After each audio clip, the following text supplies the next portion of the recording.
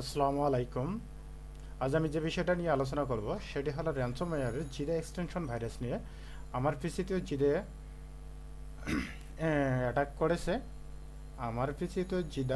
Attack করেছে। চলুন তাহলে আমাদের অ্যাটাক ফাইলগুলো দেখিয়ে দিই আপনাদেরকে। আমার সেভ ফটোসের মধ্যে দেখেন এগুলো আমাদের অ্যাটাক করে ফেলছে জিডা ভাইরাস। ওপেন হচ্ছে না। আমরা যদি রিনেম করে দেই,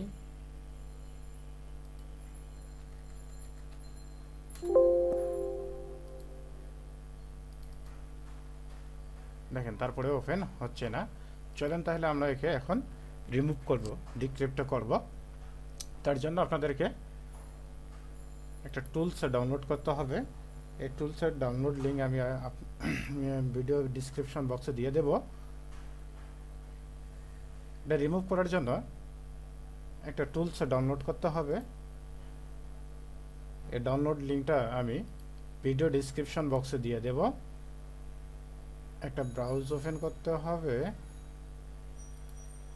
আমি ক্রোম ব্রাউজ ওপেন করলাম, পেস্ট করে দিলাম, এন্টার চাপলাম। এখান থেকে ফটোরেস ডাউনলোড করে নেবেন আপনারা। ডাউনলোড শুরু হয়ে গেছে। খুব ছোট্ট একটি ফাইল, ডাউনলোড আমার কমপ্লিট অলরেডি।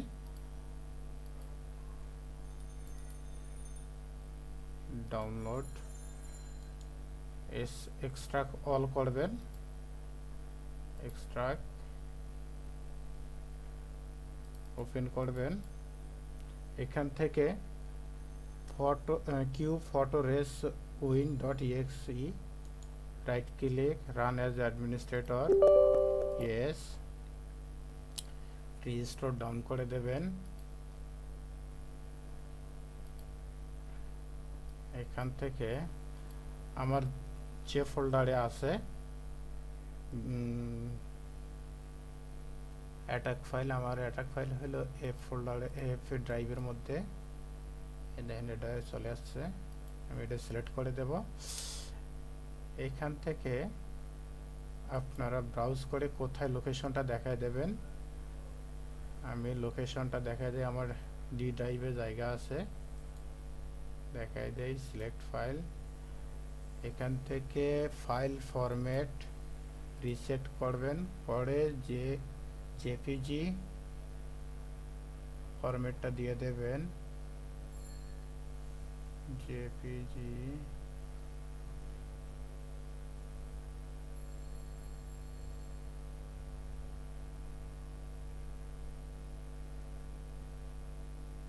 এই জেপিজি পিকচার, ওকে।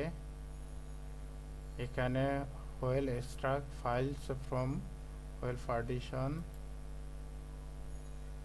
সার্চ, একটু ওয়েট করতে হবে। এখানে 100% কমপ্লিট হওয়া পর্যন্ত অপেক্ষা করতে হবে।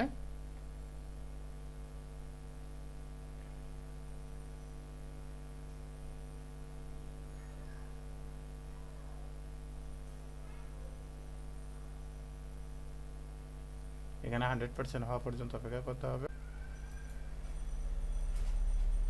আপনারা দেখতে পাচ্ছেন আমার 13% হয়ে গেছে। আমার একটা বিশাল বড় স্টোরেজ আছে, প্রায় 10,000 জেপিজি ফাইলের মতো আছে। তাই আমি ভিডিওটা এখানেই শেষ করে দিচ্ছি। এটা কমপ্লিট হতেই থাক। আমি আপনাদেরকে দেখাই দেই যে লোকেশনে আমি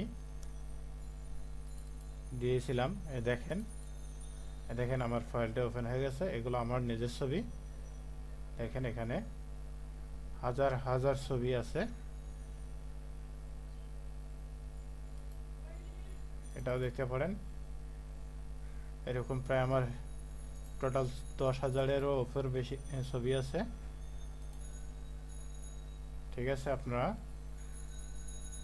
এভাবে প্র্যাকটিস করলে ঠিক আছে। আপনারা এভাবেই যদি কৌশলটা অবলম্বন করেন তাহলে আপনারা জিদা এক্সটেনশন ভাইরাসকে রিমুভ করতে পারেন।